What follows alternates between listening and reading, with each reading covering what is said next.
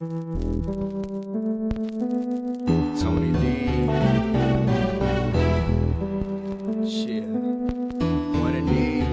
Cornbread. Welcome to the Sex, Travel, Sports, Food Podcast with your host, Cousin Cornbread on ANDS Radio. That's Ain't No Damn Station Radio. We're delivering this straight to your earphones, your car speakers, and sound bars on that Wi-Fi, hotspots, Ethernet, T1 lines, shared data plans, or however you get on the internet. And we about to go ahead and get this commentary in and solve life's problems. Y'all ready?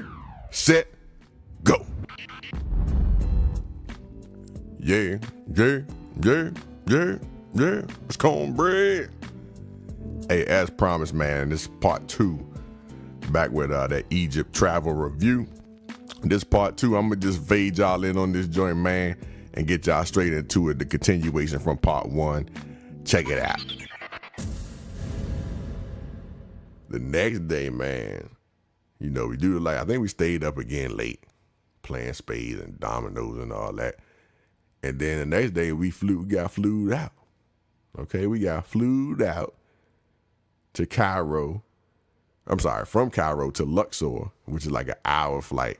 And we landed and went directly to my favorite thing on the tour, during the whole tour. All 10 days we were there. This is my favorite thing at the Temple of Karnak. Okay. Now the Temple of Karnak was the largest temple ever built to God, apparently. That's what its claim to fame. And the crazy thing about this joint was that it was just so big. It was like just so spread out, and the part that was open to the public had all these big, massive columns and stuff in it, right? Like the diameter of these joints was like 6 feet in diameter, and you know, something crazy like 40 feet tall, 50 feet tall, something like that, right? Like them joints was just crazy. They were just huge, and on top of the columns, they had these things called I'm messing this joint up. Architraves? Architraves, right? Which is basically these big slabs and beams that would sit on top of the column. And so they had these, it was just a big open air complex with like, tens of columns in these 6 foot wide columns everywhere, and all these statues, and it had a lake. It had all kinds of stuff. The joint was popping. Right, it was like the best. That Temple of Karnak, that's where you want to go. And you could I felt like I'm not a big old spiritual person and all that, but you could feel the energy in that joint, the way they had that joint set up. Like when you went in there, the way they had everything set up, the way those columns were set up, the way everything was just constructed to like have certain points and point you in certain directions. That joint was crazy. That joint was lit. And to me, there's no way that they built that stuff with what we would consider quote unquote primitive tools. Ain't no way. They must have had some just crazy stuff we don't have evidence of, right? Because there's no way they were just sitting around here whittling this joint with some hammers, some mallets and chisels or whatever, you know. And one thing that my tour guide mentioned is that out of all the things they had written on these walls, right? Everything they had written on the wall, they got instructions about stuff. They got instructions on how to make essential oils. They got instructions on how to embalm somebody. They got instructions on all kinds of stuff. Instructions on how to do mummifications. Instructions on how to do all kinds of stuff. All this stuff about the deities and all this stuff, all the gods. But nowhere on any wall have they ever found a writing or a drawing or anything to show how they actually built the structures themselves. And that's crazy, right? Like, that's some crazy thing when you think about it. Like, how come they ain't write that shit down? How come they ain't put that out there, right? But I'm telling you, man, this Karnak, if you ever go to Egypt, if you don't see nothing, you go to see that Karnak. That joint was amazing. And you'll see them joint. And my pictures don't do it justice, but you'll be able to see just how big it is. You can see how big I am standing next to these columns, and I look like a little roach. And that joint was crazy to see in person. Because some of this stuff, like I said, you can't really appreciate how big it is, even from the videos and all that stuff. Even when they put, oh, well, this is next to the Empire State Building or whatever it is, you just can't. You can't imagine how big this stuff is, in my opinion. Anyway, I couldn't anyway. But, yeah, man, they had all kinds of stuff at Karnak. They had the columns, they had the obelisks, they had little mini alternative versions of the sphinxes with ram's heads instead of the human head or instead of the lion body and all that stuff. They had all kinds. It was popping at the Karnak. Party at the Karnak over here. You hear me? And the other fun fact I got about Karnak that I looked up actually is that it was actually one of the only structures and sites that was used by over like 1,000 years.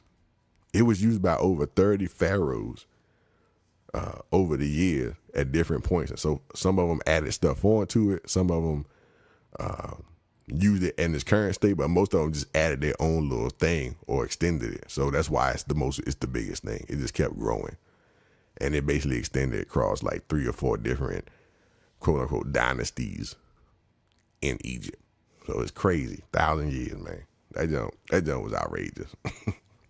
But yeah, man. So then we left Karnak and we went to our new home, which was going to be for the next 5 days. Our new home was going to be on these river boats, and these river boats was going to cruise us down the Nile, and we were going to go on all our little tourist stops down the Nile, which I thought was cool. But I had never seen a riverboat before. So my idea of it, I thought it was going to be kind of like a little mini carnival cruise ship. But these boats were shaped like little boxes, or big boxes, I guess. But they were shaped like boxes instead of, the traditional, what you would call as cruise ships format or whatever. And, they had everything on there too. They had a little store in there. They had, on the bottom floor, they had a party room upstairs, bar upstairs. Even though Egypt, by the way, is a dry country. So if you go to Egypt, get your liquor at the duty free before you go to the hotel or whatever you're going to do. Because you can't get no liquor out in the street. But they had a bar that was overcharging us. I ain't even going to get into that part. We got really upset about that. Or me and some people anyway that found out the real prices of the liquor that they were charging us. Man, that jump, I forgot about that till just right now. They was overcharging us on that boat. But it was a cool ship. But I had never seen that. A party room upstairs, the bar upstairs, and they had like an outdoor dining area, and like a little rooftop pool and lounge area with like beach chairs and stuff, lounge chairs out there. It was cool, man. And I had never seen one before. And the crazy part is I ain't even take no pictures of it. It's all the pictures I take. I never took a picture of the lineup of boats because we were, every time we at the dock, you could see all the boats. But I ain't take a picture of it, so my bad. I'll steal one from somebody in the group. But it was just cool to see, and I didn't know. Like I said, I never seen a riverboat before. I didn't know they had these floating hotels, basically, on the water. And it's clearly a big business in Egypt because it was at least like 20 boats docked when we got on. So that was cool to see. River boats. You learn some new stuff when you travel. That was one of the new things I learned when I traveled just now on this trip. And one crazy part about the docking situation, like I said, I mentioned it was like 20 boats. We had to walk through boats sometimes to get onto our boat. So they would be lined up, kind of like a valet almost. And in order for you to get to your boat, you had to walk through 2 or 3 or 4 boats just to get over to your boat because your boat was on the outside. I was like, man, I feel a little trapped in here, man. But it was crazy. Like I ain't expect that because they had told us we had the whole boat to ourselves, and it was the Haitian nomad trip, right? So basically, I think everybody on the trip was black, right? And I opened my door and looked down the steps, and it was about 70 Europeans on the boat, Caucasians. I was like, oh shit! I thought they said we had this boat to ourselves. Little did I know they was just walking through like we would also be doing later during the week, where you walking through everybody's boat. You gotta walk through the boat to get on. But it was funny to see. I was like, oh man, we about to have some company on this boat. But nope, you just had to walk through it, which was a weird thing I wasn't ready for. Another thing, man, is that the way they had this at the docking station. I'm sorry, not the docking station. Like I'm talking about a computer. But where we docked initially, they had like these little shops on the side, right? So I ended up going over there getting some water. And this dude was also selling cartouches in there for the low. So remember I said the cartouches at this other spot was like $300 for the gold ones and like $30, $40 for the standard the standard silver joints, right? So I'm over here talking to old boy, and I end up getting a good deal on a cartouche at this spot. I had the little black background with the gold letters and all this stuff, and at the other spot, that joint probably would have been like $150, something like that, right? So I ordered a cartouche. He gave it to me for about $65, and I keep it moving. Now, at the same time I ordered the cartouche from old boy in the trap shop, we got to leave because we going to our next attraction, which is the Luxor temple, right? So we go to the Luxor temple. It was cool, but now I done went to Karnak, and like basically nothing else is impressing me at this point.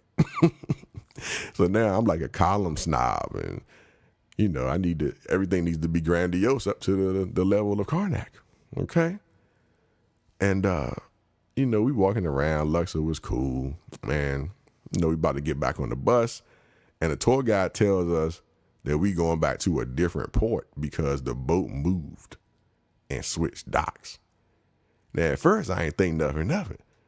And then I was like, oh, shit. Switch docks? I hit him with the soldier boy. Switched docks? What you mean? My damn cartouche is over at that other dock. Where we going? I'm like, yo, y'all got to chill with this flawed-ass logistical situation y'all got going on over here. So they done apparently moved the damn boat 2 docks down, or 2 piers down. So I'm like, man. So I tell my tour guide, you know, look, I ordered a cartouche from the spot next to the boat. I mean, like, where we going? How do I go get back to it? And when I tell you, she looked at me in my face with the most disgusted look on her face in the whole world. She was like, why would you ever buy a cartouche off the streets?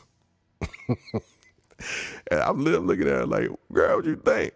Because it was 40% cheaper than they were charging at the Egyptian Tiffany's that y'all took us to on the first day that was trying to scam us out of the money, right? I mean, I know y'all get kickbacks over there or whatever, because, you know, every bus they bring through, I'm sure they get kickbacks on how much everybody spends or whatever, right?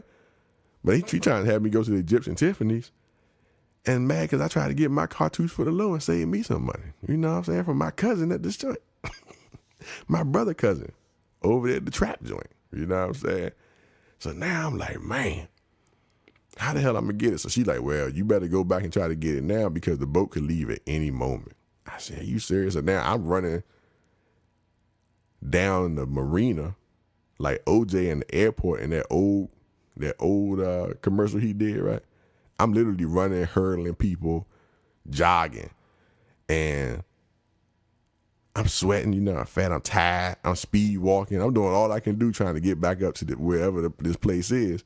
And now there's this little Egyptian dude following me talking about, hey, brother, I know you from the boat. Are you on the Regency or whatever our boat? I think our boat name was Regency. Yo, you're on the Regency. I'm your cook. I know you. I see you. I can make your lunch. Tip for me. What? What you talking about, dog? Hold on, what? How you know me from the boat? How would you ever know me from the boat if you was in the back cooking? That's the first part. Second part, why do I have to give you a tip for doing your job? You was cooking on the boat regardless, right? What did you ask everybody else on the boat for a tip? Why would I give you a tip for cooking? And I ain't never seen you before. And I had to say "synced" with the T. Why would I ever give you a tip? That's crazy. But he was definitely following me the whole time. And I was like, man, look, get out of here. I'm just looking for my cartouche, dog. That's all I want in life right now is my cartouche. Okay? So now I done found the shop. Old boy who owned the shop was like, either high or drunk or both, or I don't know, because his eyes was halfway closed and he was wobbling. So I'm like, hey, man, I'm back from my cartouche. He's like, oh, cousin, my brother, of course, da-da-da-da. So I was like, all right, man, what's up with the cartouche? I got to hurry up because the boat about to leave. Okay, he can leave at any time according to my tour guide. So he goes, and I'm like, I ain't got no time to waste. So I'm looking at it. You know, it looked fine. It wasn't, the gold wasn't popping like I wanted. He told me it was going to look better later on. I said, well, I guess it got dry out or something. I don't know. Some kind of scam he told me, whatever. So I jogged back down the dock, trying to get to the dock. And now the hustle men who were out there earlier, you know, trolling us, right? Asking us, you know, they were like, oh, come buy our chains and, you know, all this stuff, like their little regular order, their little regular, what do you call it? Their little regular trinkets that they were selling to the tourists. Now I go back at night, right? In this dry country, right? You can't get no liquor or nothing. So these dudes in the kufis that were selling, you know, little chains and pearls and all this stuff earlier. Now he's talking about, hey, I got the best weed you can find right here. I said, what? The weed? Come on, dog. He was like, oh, you don't want weed? You don't smoke? I was like, nah, I don't smoke. He's like, you don't smoke nothing? I said, nah, dog, I don't smoke. Are you supposed to be smoking in your kufi? Like, I don't know. Like, I'm confused right now. Then he was like, okay. How about Egyptian pussy? I said, oh, Lord. See, he go, Egyptian pussy's better than American pussy. Guaranteed. And I was like, yo, first of all, you got to chill, okay? Because you can't just be out here selling weed and pussy on the side of the boat because it's nighttime now, man. I just came out here for my cartouche. That's all I wanted in life, okay? And my boat about to leave. I'm mad, okay? Trying to sell me Egyptian weed and Egyptian pussy at the same time. Where I'm put the weed in the pussy? Is the girl gonna get on the boat and go with us? I was like, yo, they is really going hard out here. I couldn't believe he offered me that for real. Cause they had like, they was trolling, but they was trolling on some regular stuff at first, but now he on the straight weed and pussy. He was like, oh yeah, it's time. It's he's like, it's New Year's Eve. Make sure you got the girls. I was like, you know what? He does make a good point though. You know what I'm saying? I didn't even think about it at that point. But then when he said that, I was like, okay, this makes a little bit more sense. So I barely make it back on the boat. And that night we had this New Year's Eve masquerade party on the boat. Everybody dressed up in their galabeas and the face mask and everything, and it was cool. You know, but the crazy part is this is the first time I ever had to dance in a dress. All right? Because that's basically what the galabea is. It's a dress, okay?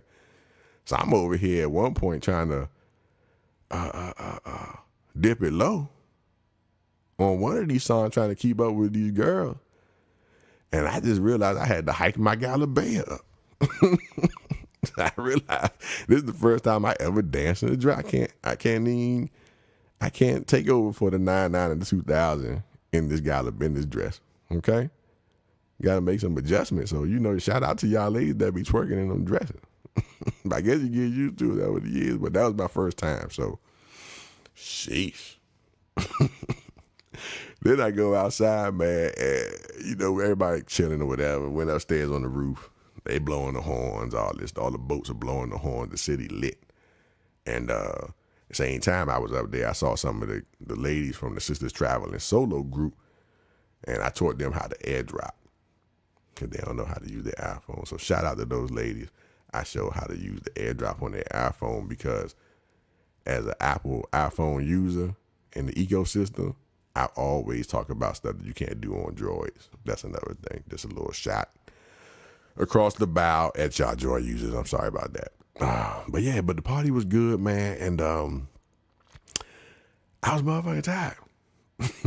Cause remember, this is like, I don't even know what day this is now. This probably was like day 4, right? And now you go into the next day, we go over to the temple of Queen Hatshepsut. I messed that all up. The temple of Queen Hatshepsut, not Hatshepsut, Hatshepsut, and the Valley of the Kings, right? And the crazy thing about Hatshepsut is that she was the second female pharaoh of Egypt, but she eventually started rocking a lace front beard. Okay? On all her statues. So anytime she would get she commissioned somebody to make her a statue or to even draw a depiction of her or whatever, she told them to put a lace front beard on her. You know, because she wanted everybody to think she was a male pharaoh so she can get the respect so they wouldn't be coming on some fuck shit. You know what I'm saying? So I thought that was funny because a lot of y'all's boyfriends in 2018 and 19 have also started rocking lace front beards. Okay? Lace front and Beigen beard. So this goes to show you that nothing for real, literally nothing is new under the sun, man. Jeez, who knew they was rocking Beijing and BC? I tell you, man, y'all, hey, that was very eye-opening to me. But yeah, then we went over to the valley. So went over to the Valley of the Kings. It was right, it was near Hatshepsut's temple. Hatshepsut temple was popping. Then we went over to the Valley of the Kings, and that was cool because look, what happened over here, I don't know. I'm giving y'all a history lesson on a lot of this stuff too, or Cornbread's version. Cornbread's random version of history, right? So over at the Valley of the Kings, they had gotten tired. The reason they had the Valley of the Kings, they got tired of everybody destroying and robbing the pyramids and all this, right? So they said, forget all that. We're going to just start boring a hole into the side of these mountains and put our tombs in these mountains. And so they found this mountain that looked low-key like a pyramid, right? Like the shape of a pyramid. And they was on some old work smarter, not harder type mantra. So they started building their temples. I'm sorry, their tombs into this mountain, right? And let me tell y'all, so King Tut's tomb was up in here too, right? This is where they found King Tut's tomb. Now, King Tut's tomb was about the size of a large one-bedroom condo. Right? So out of all the accolades or all the attention that King Tut usually gets about being the pharaoh and all this stuff, his tomb was like the smallest one, right? Because he died so young. I think they say he died when he was like 14 years old. So his tomb wasn't really supposed to be his tomb. So he got somebody else's tomb that was in the process. And they put him in there. But it wasn't nothing spectacular, right? He was in there. They had his mummy in a glass case in there. That was crazy to look at. And then they had like one of his things with his like what do you call it? Not the sarcophagus. One of his like treasure boxes that was over in there too. So it was cool to see that, but his tomb wasn't elaborate or that spectacular at all. Now, the other joints that was up there though was popping. Right, like so the Ramsey boys, like all the King Ramses, Pharaoh Ramses, their joints was lit. Right, and they had like 2 or 3 up there, and all their joints was dope. You walking like 1,000 feet, something like that, into the mountain. Okay, and until you get to the main chamber, and all the joints while you walking in, it's like telling a story about this king, right? And so all the pigment from the paint. All that joint was still fresh, still looking good. All right? And it was decorated top to bottom whole time you walking in. Okay? So those were the joints that were lit. And it was a few of them. And it's just crazy to see that it was still intact. This bear paint I get from Home Depot right here, this joint already be smudging after 2 years. You can't even keep that joint looking good. They got this joint up here for centuries. You hear me? Shit was crazy. But to see that joint in person, man, to see all that stuff, how vibrant everything was and how they just put so much effort and dedication into building these tombs, man, into the side of a mountain. It was just amazing. All right? So when I die, I want y'all to bury me in the Egyptian style tomb. Okay, it don't gotta be 1,000 feet into the joint, but I'll take 1,000 square. I'll take the King Tut version, maybe a little bit bigger than King Tut's version. I take like a 1,500, 2,000 square foot tomb. You know what I'm saying? Bury me in that. I want y'all to paint stuff on the walls, like get Bob Ross inspired paintings on my wall too, and some abstract joints. You know what I'm saying? But yeah, man, that joint was crazy. Don't bury me in the Louis store with 2 Chainz or the Booty Club. Bury me in Egyptian tomb, dog. That's all I'm trying to ask you. You know, make sure y'all make that work. I'm putting that in my will, matter of fact. Let me go write that. That joint was crazy, man. But yeah, so then next day, the main little feature for the next day, we took a horse and carriage ride into to this town and to go see the Temple of Horus. Right, so y'all just go look up who Horus is, man, because I ain't gonna get y'all a whole Egyptology thing right now. But we went to the Temple of Horus, and it was cool. And you know, at this point in the trip, I mean, I'm like completely templed and pharaohed out. Right, we done seen all this stuff, Karnak, the pyramids, the Great Valley of the Kings, all this stuff, man. I'm like, man, if I don't never see a daggone pharaoh again, I'm good. I don't see no more sand again, I'm good. But yeah, man, we got up into the jump, and the temple was cool. The horse and carriage ride was interesting because they had hundreds of these horse and carriages waiting on us, man, to shuttle the tourists from all these river boats over to this site. And the crazy part is that these little kids would run up next to the carriages and beg for money. And so it was a couple little kids. I mean, that little kid, they ran like a good quarter of a mile next to this damn horse and carriage. And I was just like, man, I feel bad for these little kids, right? Because they was over there pointing at their mouth like they were starving and hungry and all this stuff. And then I didn't feel bad for them because I was getting scammed. I got scammed twice, right? I got scammed at the Great Pyramid and I got scammed at the market. So I was like, you know what? Look, fuck it. Y'all need to go ask them dudes at the market for your money, man. Since y'all been scamming me for the last 3, 4, 5 days. I ain't got no mercy for y'all, man. If they wouldn't have scammed me, I might have some more Egyptian pounds to give you. You know, it's a cold world out here. Cold world, man. But yeah. So we go to the temple of Horus. It was cool. Come back. Funky ass horses shitting everywhere. And the thing is, our driver got in a fight. Well, not a fight. He got in an argument with another horse driver. So that was crazy to look at. Because they both standing up on the carriage, cussing each other out. And both of them got whips. So I'm like, man, somebody got smacked in the face with a whip. And that's going to be some crazy shit to get. I tried to get it on camera. But they ain't smack each other. So they was peaceful at the end. But they was definitely arguing. And they was arguing as people I ever seen. I don't know if it's because they were competing for money. But everybody we had as like a driver or something like that was always fussing. But yeah, man. So this was the first day out of all these days that we had some downtime. Anytime before like 6 or 7 p.m., right?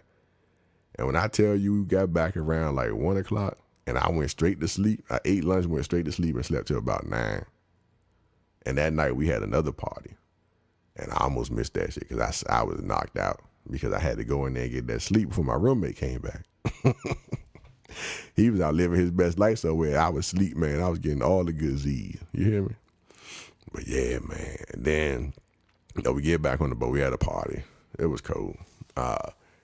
Next day we hit Aswan, Aswan. And the cool thing about this day is we went and saw this unfinished obelisk. And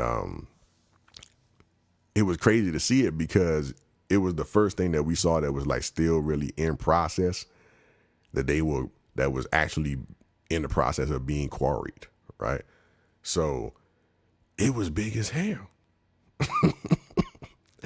I know that ain't really complicated. It was just so big, right? Like I said, a lot of this stuff wasn't the main thing about me, was just how grand the stature of stuff was just crazy. So this damn thing was sitting in the ground, right? And you could see that they had began to shape it and dig it out and, and chisel it out and all this stuff right out of the rock. But it was there and it was just huge. It's like, how the hell long did it take them to dig down in there? Even without modern technology stuff, it probably would took them forever just to start quarrying that joint. And just in the side of this hill, just like out in the middle, all of a sudden you just see this big ass, it's like the Washington Monument. That's what the obelisk is. If you don't know what the obelisk is, it's the Washington Monument, right? The Washington, D.C. Monument, that big thing with the triangle on top, right? Big column, triangle on top, right? So they would quarry these things, and it was just crazy. And then to me, it was just, there was no way that they pulled these joints with ropes, like regular ass ropes. No way. It just simply, no way. They had some kind of crazy dope machinery that we have no clue about. That they ain't drawing the wall, they ain't leave no remnants of it, or the aliens took it back with them, or whoever. And then on this same day, man, we took a boat. We took these little boats over to the Temple of Philae, and that was probably the most scenic sight that we saw. It was just chilling on the bank of the river, looking real grandiose. And I got pictures of it. I can't even really describe that in for real.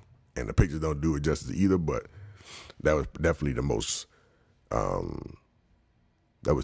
most scenic temple that we went to. It had the best setting, I think, out of all of them. And this same spot is where you bought some of the spices and the coffee and all this stuff. But the crazy part about this is that they weren't ready for, like, I guess our big group. I don't know if other groups came through as big, but they weren't ready for us. Like, it was like 90 of us, right? So when we pulled up, it was a big rush, okay? And their checkout process at this spice and coffee spot wasn't right. So I just took advantage of my size at this point, because it was like me and like mostly, women and a couple of dudes, but I was one of the taller people there, right? Taller, bigger people there. So I had to boss up and get big on them and just reached over everybody and yell real loud. I don't usually yell real loud, but when I do yell, you can hear it. You know what I'm saying? So I just yelled out whatever the hell I wanted, right? And he got it to me, and I reached over everybody and walked away because I couldn't deal with the lines. I was getting flashbacks, like all the lines we got in D.C. Everything is a crowd. And, I didn't want to be stuck in,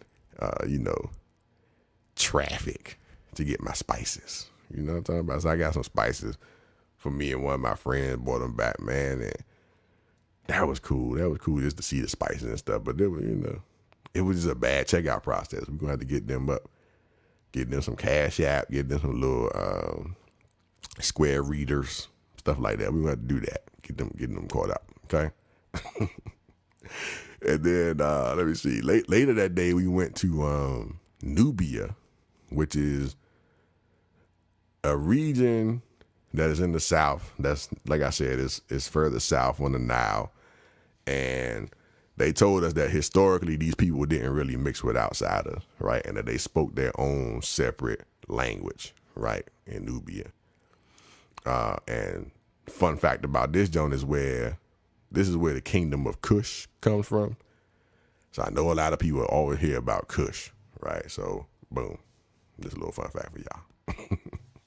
Everybody heard about the Kush incense, and whatever woke people probably always talking about Kush. You probably got something that got Kush on the t-shirt with a black fist or something like that. Black power fist. So that's where Kush comes from, Nubia in Egypt, all right? So these Kush people though, right? The Nubia people, they look different than the Egyptians in Cairo, okay? These were definitely the Nubian. This is where Nubian clearly came from, because these people were darker. And they had the OG African facial features, right? They had the full lips, wider noses, and all that, right? And so we pulled up to Nubia on these boats. That was a whole nother experience, right? That was crazy getting up there. The ride up there on the boat was nice, but getting off that boat on the makeshift dock they had was real suspect. Like it wasn't a dock actually. It was just like somebody's backyard that we crawled up in, okay? Then we went to somebody's grandma's house that they gonna convert it into a tourist attraction. Okay, and they was definitely still living there because there was like laundry and baby shoes and all kinds of stuff all over the floor. Okay, when we walked in, and they randomly had a whole crocodile tank in the middle of the house. Okay, and then they had somebody giving henna tattoos and all this kind of stuff. So it was cool.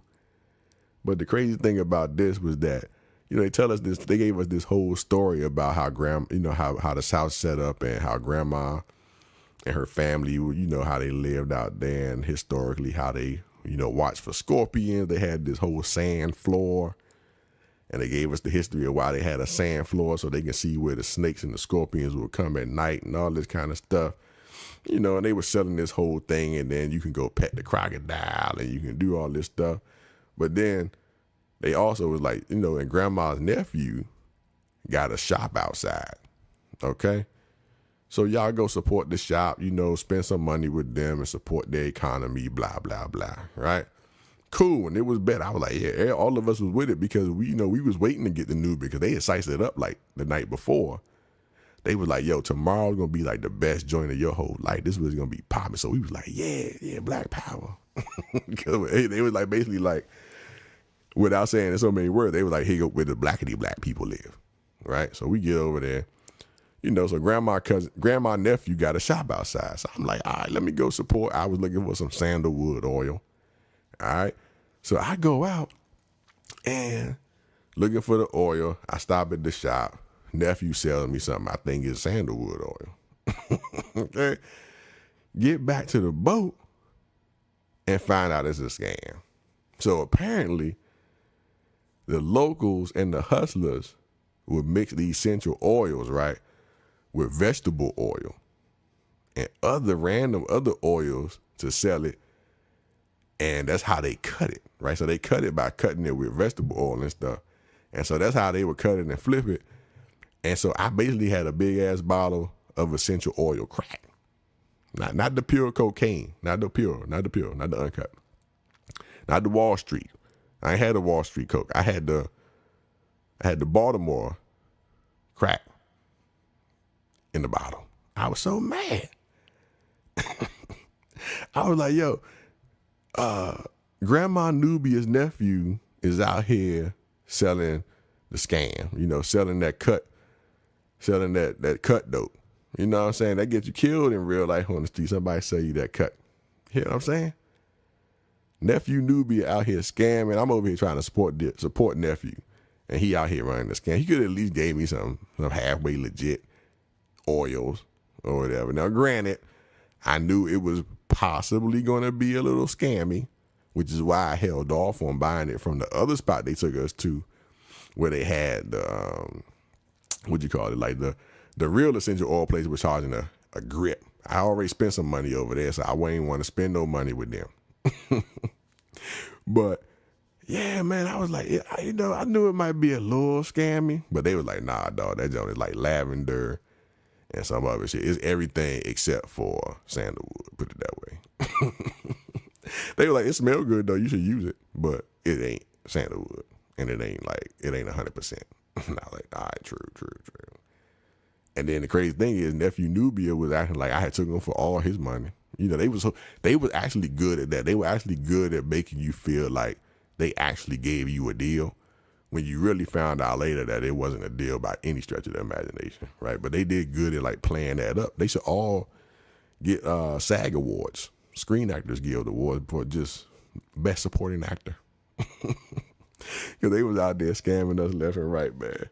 But yeah, man. So it was cool though to go to Nubia. I think all of us wish we would have spent more time in Nubia because it was the blackity black place, and we could have been spending all the money we were spending all over the rest of Egypt. We could have saved some of our money and spent more of it there, and we could have been getting the same stuff. You know what I'm saying? So yeah, that. But it was cool. It was a good experience to see them, man. And the next day though, we fly back to Cairo, and we went to a museum. But the Egyptian museum got the stuff in there, but after you see the stuff in real life, and like on site, like outside or whatever, or in the temple, in the side of a mountain, or in, to the museum stuff, to me was just like, I don't really need to see that.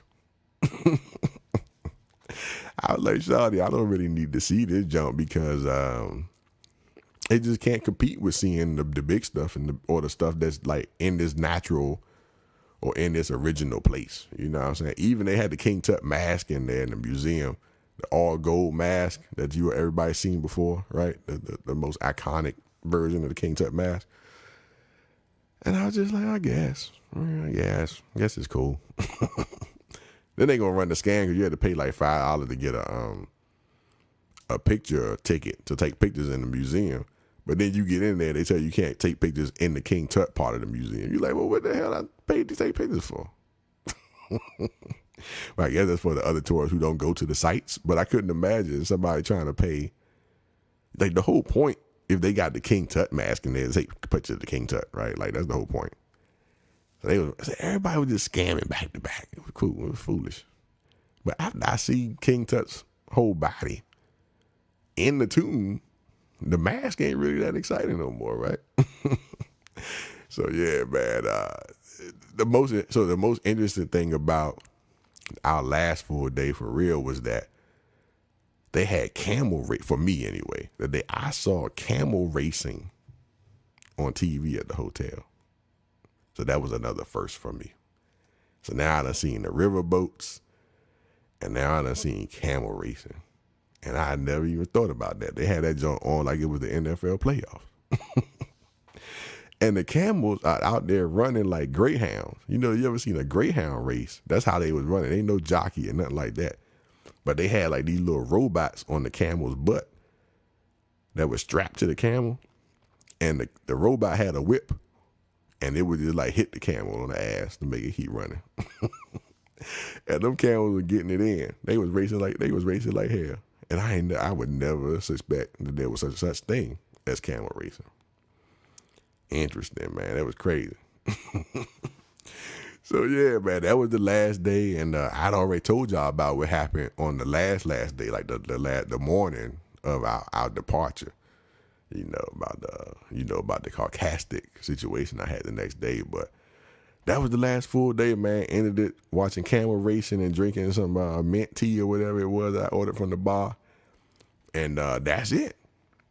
You know what I'm saying? So that was the Egypt trip, man. It was a good trip. Shout out to the Haitian Nomad and the Sisters Traveling Solo group for pulling off a great large group effort. And we pretty much ain't had no drama, right? I can't remember anything that happened logistically or people-wise or anything. I mean, the group of people was great. All that, man. Everything seemed to flow real smoothly. 90 people, pretty much nothing happened. Shout out to them, man. Even though we had dead-ass police escorts and armed guards the whole time, I never really felt unsafe or unsure or whatever. I was annoyed by the hustle men. That was the only thing. They got to do the Egyptian tourism board or whatever got to get that under control. But that ain't got nothing to do with our folks and the planning and all that stuff. But yeah, man, one thing I will say though is that, man, we got to have more of the fellas come out to these trips, man. It's like the third group trip I've been on, and each time I've been on one of these group trips, not with the Haitian Nomad, but it's my first Haitian Nomad trip, but anytime I've been on these trips, man, it's always just not a lot of dudes, man. You be like, yo, where all the dudes at? Y'all don't like traveling? What's up, dogs? Y'all don't like traveling, man. Come on, get your passport, book your flights, get on these group trips, man. They got payment plans. They got the itinerary. You can look and see what's going to be popping. Get on these trips, man. Because it was 90 people, and I think it was only like 13 to 14 men on the trip. That's crazy. That ratio is out of line for so many different reasons. I mean, like just from a regular social interaction standpoint, that ratio of like almost 9-1 is just out of control, dog. So y'all fellas, man, get on these big trips, these group trips. Go on at least one a year. Go follow the Haitian Nomad. Go get in some of these travel groups, man. See what's popping. Y'all just can't spend your whole life tricking on hoes in the DR. You hear me? And in Miami and all that, man. Don't mix it up a little bit. Still go trick on the hoes, I guess, if that's what you like to do. But yeah, man, get on these big trips, man. Get outside your comfort zone or whatever it is, man. Go out here and get on these good trips, man. And pull up, represent for the fellas. All right. And the crazy thing, hey, if anybody is listening and y'all, let me tell y'all something, man. If any of y'all listening and your lady was on a trip and you one of these fellas, your lady was on a trip, y'all owe me big if you got a cartouche when she got home, okay? Because what happened is I went and bought a cartouche. Like I told you, I had to run back down the dock to get it. Now, my cartouche was different than a lot of other people because it was a little bit heavier. I got like a thicker one, double-sided. It was heavier, has a little black involved into it. It was a manly-looking joint. So then all the ladies who had their little booze back at home saw my joint and was over there trying to, hook it up for their man. You know what I'm talking about? So if y'all got a cartouche from your boo, when she got back, just know your man, your favorite cousin, your favorite play cousin, Cornbread, helped you out, dog. Okay? Because you wasn't going to get nothing. Maybe she was going to bring you some essential oil so y'all can smell good. And then maybe she was going to bring you that. But even I was testing out a lot of y'all scents too. So I probably smelled like a couple of y'all before you got it when she got back home. Okay? So make sure y'all shout me out. Say thanks, cousin Cornbread, for putting the cartouche in my lady's heart. You know what I'm saying? Letting her see what the manlier joint version would look like. So the regular cartouche is a little feminine looking to me. You know what I'm saying? So I had to make sure I got a joint that was a little bit brawny, I guess would be the best word. I don't even know how I came up with that just now. Brawny? Is that a paper towel or is that a real word? I think it's both, right? Anyway. Yeah, man. So I got one of those. So shout out to me for that, for help cooking y'all up, man. But yeah, it was cool, man. Make sure y'all fellas get out there. It was a great experience. I think overall, it was a great group dynamic, and there was a lot of great networking and stuff that happened on the trip too. That's another benefit of some of these group trips is that you meet a lot of people you would never come across in general, from all over the world, all over the country, all that good stuff, man. And you meet some new little business partner, travel buddies, whatever. You know what I'm saying? And it's a good deal. And whoever listened to this junk that met me on the trip, shout out to y'all. I appreciate it. Y'all are real MVPs. I hope you come back to listen. Go listen to some of the old joints. Where I had a whole sex, travel, sports, food layout mixed, with the mixed topics. Go check them joints out, man. You hear me? So I appreciate y'all, man. Oh, and the last thing I learned is that T-Mobile works in a lot of countries without you having to switch or add on anything. I had Verizon, so I had to add on coverage. About day 6, I broke down and added on the phone plan because I couldn't take it no more. And my phone wasn't hooking up to none of the Wi-Fi for whatever reason at the hotel or on the boat. And day 6, I was suffering. And, up until that point, though, it was cool to kind of detach and unplug from the Matrix, man. Then as soon as I get back on the Matrix, get my service back, I got all this fuck shit happening in the United States. You got the R. Kelly going on. You got Trump still going on. You got all this. I like, oh, this is all negative. Why did I even get this service back? Lord Jesus, have mercy, hanging on the cross. Have sold my soul, please. Lord. But anyway, man, let me get up out of here. Like I said, once again, I appreciate all y'all, man, for coming back and for all my new listeners. And I'm out of here, man. Please go subscribe. If you listen to this, wherever you listening to it at, subscribe on that platform. I'm on like everything right now. Apple Podcast, Stitcher, Spotify, YouTube, Google Play, iHeartRadio, SoundCloud, basically anywhere you can get a podcast except for Tidal, I think. And I don't even know if Tidal has podcasting, but basically any platform you can get a podcast on, I'm on it. So go just look up either Cousin Cornbread or Sex, Travel, Sports, Food Podcast. And I appreciate y'all, man. You know, leave me a review, slide in my DM, slide in my inbox, whatever you want to do. Let me know how you feel and follow me on every social media platform. Cousin Cornbread, all one word, on everything. All right, and it's cousincornbread.com. If you want to go listen to this show directly on the site, you can find it there. And you can go look at, you know, anybody that saw my t-shirts and all that stuff, you can click on there, shop at Cousin Cornbread, man. All right. So you can click it on there, or you can go on my site, cornbreadscloset.com, where all my t-shirts and other apparel are posted for my statement tees and all that stuff. And I appreciate y'all, man. So I'm gonna get up out of here, and don't forget my 3 keys to life, as I say on every show. Number 1, stay ready so you don't have to get ready. Number 2, always make a plan, or you'll always work for somebody who did make a plan. Number 3, don't drink and drive. You might spill some. Log out.